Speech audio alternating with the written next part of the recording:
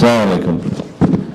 আপনারা বক্তব্য দেওয়ার জন্য স্বতঃপ্রণোদিত হয়ে মাইক দিচ্ছেন বলে আমি রিভিউজ করছি না, কিন্তু আমার বক্তব্য দেওয়ার তো তাতে কোনো ডিফারেন্স হবে না আর কি।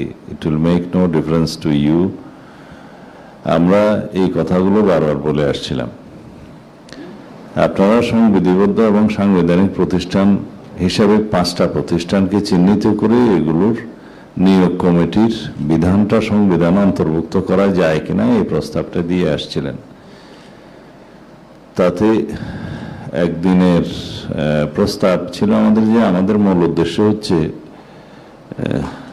প্লিজ বেয়ার উইথ মি যদি কোনো হয়, যে রাষ্ট্রে যাতে কোনোদিন ভবিষ্যতে স্বৈরতন্ত্রের উদ্ভব না হয় এবং ফেসিবাদের জন্ম না হয়, সেই ব্যবস্থা করার জন্যে আমরা মূলত এই সংস্কার কমিশনের বৈঠকে বসছি এবং রাষ্ট্রের বিভিন্ন প্রতিষ্ঠানের, সংবিধানের, গণতান্ত্রিক প্রতিষ্ঠানের, সাংবিধানিক প্রতিষ্ঠানের সংস্কারের জন্য। আমরা গোড়ায় যাই। যদি নির্বাচন কমিশন প্রকৃতপক্ষে কার্যকর স্বাধীনতা ভোগ করে এবং নির্বাচন কমিশন সেভাবে নির্বাচন পরিচালনা করে, সেই ব্যবস্থায় আমরা সবার সাথে আলোচনা করে আমাদের আগের পজিশন থেকে সরে এসে আমরা মনে করেছি এটা প্রয়োজন, এবং সেই জায়গায় নির্বাহী বিভাগ, বিচার বিভাগ এবং সরকারি দল, বিরোধী দল এবং জুডিশিয়ারির সমন্বয়ে যে কমিটিটা আমরা করার বিষয়ে সবাই ঐকমত্য হয়েছি, এবং সার্চ কমিটির মধ্য দিয়ে স্বাধীনভাবে নির্বাচন কমিশন গঠিত হবে। তো সুতরাং নির্বাহী বিভাগের আর হস্তক্ষেপের এবং প্রভাবের কোনো সুযোগই থাকলো না। আমরা প্রধানমন্ত্রীর মেয়াদ, আমাদের এই প্রস্তাব, ওইটাও আমাদের প্রস্তাব ছিল, আপনারা দয়া করে গ্রহণ করেছেন, ধন্যবাদ। প্রধানমন্ত্রীর মেয়াদ পৃথিবীর কোনো দেশে নজির আছে বলে অন্তত আমার জানা নেই, আপনারা কেউ থাকলে বলতে পারেন, যে সংসদীয় ব্যবস্থায় জনগণ ভোট দেয় দলকে, এবং ব্যক্তিকে অবশ্যই দেয় নির্বাচনী এলাকায়, সেই দলের কালেকটিভ রিপ্রেজেন্টেশন থাকে সংসদীয় কমিটিতে, এবং তারা একজন ব্যক্তিকে সেই দলের মেজরিটি পার্টির অথবা জোটের প্রধানমন্ত্রী নির্বাচন করেন। এখানে ব্যক্তির কোনো বিষয় নেই। রাষ্ট্রপতি নির্বাচনের ক্ষেত্রে যেহেতু রাষ্ট্রপতি শাসিত সরকার, যেমন ইউএস প্রেসিডেন্সিয়াল সিস্টেম, ওইখানে 2বারের বেশি একজন ব্যক্তি প্রেসিডেন্ট থাকতে পারেন না, বিকজ তিনি হচ্ছেন ব্যক্তি। আর পার্লামেন্টারি টাইপ অফ গভর্নমেন্ট, এটা হচ্ছে একটা কালেকটিভ ফাংশন, জয়েন্ট লায়াবিলিটি। সেই জন্য যে কোনো ব্যক্তিকে প্রধানমন্ত্রী করার পরের দিন আরেকজন ব্যক্তিকে প্রধানমন্ত্রী করতে পারে সেই দল।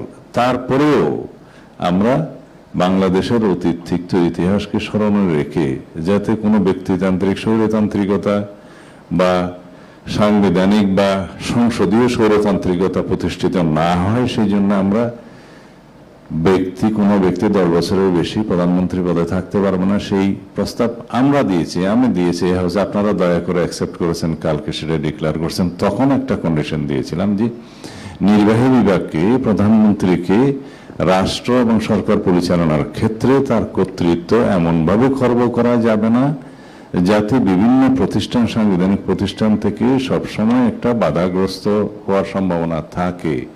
এখানে প্রশ্ন উঠতে পারে যে তাহলে কি নির্বাহী বিভাগ প্রভাবিত করে এই সমস্ত প্রতিষ্ঠানকে নিয়োগ করবে? অবশ্যই না। আমরা বলেছি সেই রকম আইন প্রণয়ন করি আমরা। এখন যেমন সুপ্রিম কোর্টের একটা জাজমেন্ট এখনো বহাল আছে কোটার ওপরে, সেটা এখনো আপিল হয় নাই। শেখ হাসিনা এই বৈষম্য বিরোধী ছাত্র আন্দোলনের যে আন্দোলনটা হয়েছে শেখ হাসিনার কোটার বিরুদ্ধে, সেই কোটার সিস্টেম 56% কোটার কারণে, এবং মুক্তিযোদ্ধা কোটার নামে একটা বিতর্কিত কোটার নামে আর কি, আমি বিতর্কিতই বলবো, সেখানে মুক্তিযোদ্ধা তার সন্তান পর্যন্ত এইভাবে যেতে যেতে কোথায় গিয়েছে তার কোনো সীমারেখা নাই। সেইভাবে এই কোটাটা অনেকটা তার দলীয় ছাত্রলীগের কোটা হিসেবে পরিণত হয়েছে, এবং রেজাল্ট বেরোনোর পরে স্ক্রুটিনি হতো কে কোন পার্টির, কার ছেলে, তার বাবা কি করে ইত্যাদি। এখন তো সেই পরিস্থিতি নেই, কোটাও নেই। কোটার একটা নির্ধারিত সীমারেখা আছে 7% সম্ভবত, এবং কিছুটা রাখা উচিত বলে সবাই মনে করেছে, যে ডিসেবলদের জন্য এবং পিছিয়ে পড়া সমাজের গোষ্ঠীর জন্য, যারা ব্যাকওয়ার্ড সোসাইটি, এবং নারীদের ক্ষেত্রে এখন বোধহয় রাখে নাই খুব সম্ভবত। তবে যেটা 5% রেখেছে মুক্তিযুদ্ধ কোটা, সেটাও আরো স্ক্রুটিনি হওয়া দরকার বলে আমরা মনে করি। স্বাধীনতার 54 বছর পরে সেই কোটার অপব্যবহার কেন হবে, এবং সেটা নির্ধারণ করতে হবে। যে দেশে মুক্তিযোদ্ধার তালিকাই ঠিক নাই, প্রতিনিয়ত ভুয়া মুক্তিযুদ্ধ, এবং সেক্রেটারি লেভেল পর্যন্ত বেরোচ্ছে, মন্ত্রী লেভেল পর্যন্ত ওই ভুয়া মুক্তিযুদ্ধ বেরোচ্ছে, সেই জায়গায় এগুলার অপব্যবহার হবে। যাক, সেই লম্বা আলোচনা, সেটা আমরা আইনে করি, আইনে করে এমনভাবে এটাকে আমরা ফাংশনাল করি যাতে করে ক্ষেত্রমতে সেটা আবার সংশোধন করা যায়, পরিবর্তন করা যায়। একবার যদি সংবিধানে কোনো কিছু অন্তর্ভুক্ত হয়ে যায়, সেটা সংবিধান সংশোধন খুব দূরের ব্যাপার, এবং সেটা আমাদেরকে প্র্যাকটিসের মধ্য দিয়ে যেতে হবে। আর অন্যান্য যে প্রতিষ্ঠানগুলোর কথা আপনারা বলছেন, সেই প্রতিষ্ঠানের মধ্যে কন্ট্রোলার অ্যান্ড অডিটর জেনারেলের কোনো বিষয় নিয়ে গিয়ে আজ পর্যন্ত, স্বাধীনতার পর থেকে আজ পর্যন্ত কোনো বিতর্ক এসছে? ইনফ্যাক্ট এই প্রতিষ্ঠানটা তো কনস্টিটিউশনেই অন্তর্ভুক্ত হওয়া উচিত ছিল না, এটা একটা জেনারেল সার্ভিসের মতোই থাকা উচিত ছিল। সেটার জন্য আপনারা অনেকে আলোচনা করতে পারেন। তারপরে রইল ন্যায়পাল।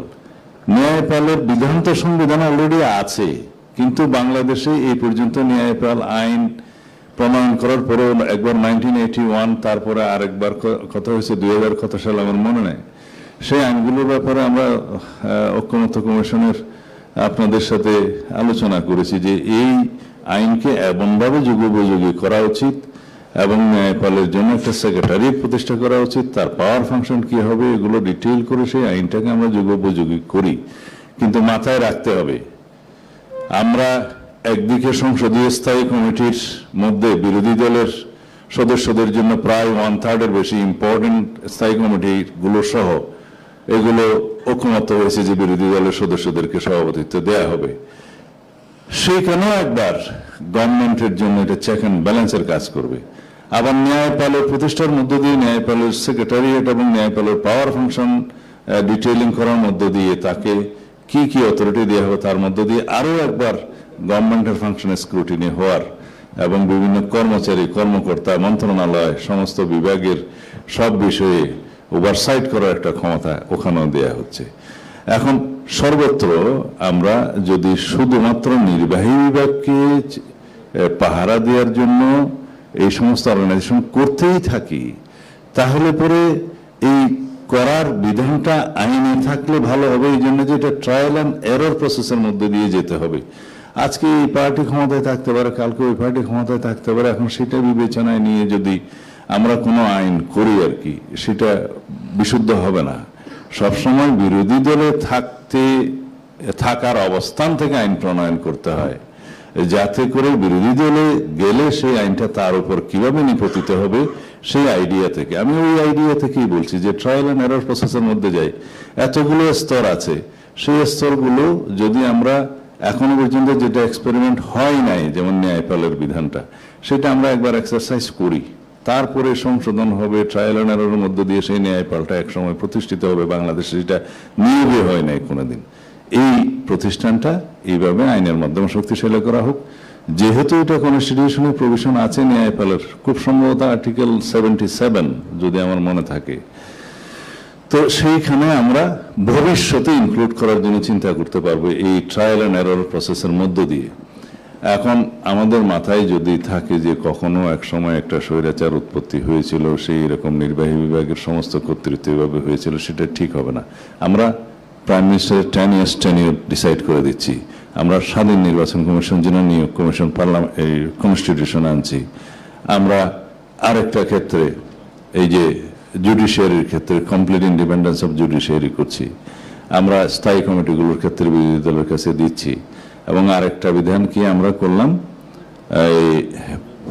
হ্যাঁ, একটা প্রধানমন্ত্রীর মেয়াদ, আর একটা নির্বাচন কমিশন, না আরেকটা আছে, আরেকটা হচ্ছে কেয়ারটেকারের সরকারের মধ্যে আমরা যেটা পুনঃপ্রতিষ্ঠিত হয়েছে বলা যায় প্রায়, সেখানে আমরা বলেছি যে এটা কনস্টিটিউশন অ্যামেন্ডমেন্টের ক্ষেত্রে যাতে কেউ ভবিষ্যতে এরকম সংশোধনী না আনতে পারে, সেজন্য এই সংশোধনী পরে গণভোটের মধ্যে যাবে, সেই বিধানটা তো আমারই প্রস্তাব ছিল এখানে।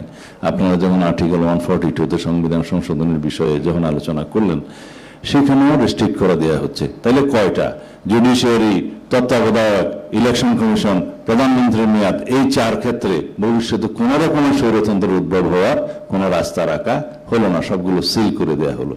তারপরে নির্বাহী বিভাগকে তো কাজ করতে দিতে হবে, কারণ এই এক্সিকিউটিভের উপরে যারাই রাষ্ট্র পরিচালনার দায়িত্ব পাক না কেন, ভবিষ্যতের মানে আমাদের যে পরিবর্তিত পরিস্থিতিতে জন আকাঙ্ক্ষা এমন হয়েছে যে তাদের অনেক বেশি প্রত্যাশা, সেই প্রত্যাশা পূরণ করতে হবে। কিন্তু যদি এটা ক্রিপল, একটা হ্যান্ডিক্যাপ গভর্নমেন্ট হয়, তাহলে পরে তাদের পক্ষে সেই প্রত্যাশা পূরণ করা সম্ভব হবে না। সুতরাং পাওয়ার অ্যান্ড ফাংশনটা সেপারেট থাকতে হবে, এলোকেট থাকতে হবে, কনস্টিটিউশনাল লিমিটের মধ্যে জুডিশিয়ারি, এক্সিকিউটিভ এবং লেজিসলেচার যার ফাংশনটা সে পালন করবে, যাতে একটা অর্গান আর একটা অর্গানের মধ্যে কোনো ব্যবস্থাকে না করতে পারে, সেই বিষয়টাকে আমরা প্রায় এস্টাবলিশ করতে যাচ্ছি। তো সুতরাং কোন অথরিটিকে আমরা ক্রিপল না করি, দুর্বল না করি, যার অর্গান কনস্টিটিউশনাল লিমিটের মধ্যে থেকে তারা যাতে ফাংশন করতে পারে, এবং সেটা চেকস অ্যান্ড ব্যালেন্স প্রতিষ্ঠিত হবে, এবং actual harmonious cooperation in between all the organs প্রতিষ্ঠিত হবে। এই ধারণা থেকে আমরা বলেছি যে যা আমরা এখন পর্যন্ত ক্ষমতা আসতে পারলাম, সেটা আমরা এই স্বৈরতন্ত্রের উদ্ভব না হওয়ার জন্য যথেষ্ট বলে মনে করি। আর সামনে আরো কিছু সংস্কার প্রস্তাব আপনাদের আছে। আর এমন তো ধারণা করলে হবে না যে আপনারা কিছু সংস্কার প্রস্তাব দিয়েছেন 100% সবাই এগ্রিড হবে, তাও ঠিক নয়। আমরা এমন সব সংস্কার প্রস্তাবে একমত হয়েছি যেটা আমরা আগে ছিলাম না, যেটা সবার আলোচনার প্রেক্ষিতে আমরা দলীয় অবস্থান থেকে দেশের স্বার্থে, জনগণের স্বার্থে, দলের পজিশনের ঊর্ধ্বে উঠে, দলের স্বার্থের ঊর্ধ্বে উঠে আমরা একমত হয়েছি।